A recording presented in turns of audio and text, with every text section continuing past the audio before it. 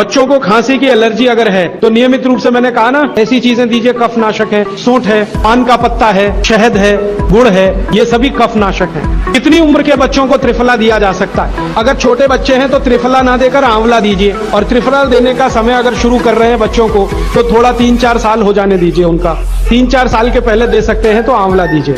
और वैसे तो मेरा कहना है 14 साल की बच्चों को आंवला ही अच्छा है, त्रिफला उनको ना ही दें। त्रिफला एक उम्र के बाद ही सबसे अच्छा होता है।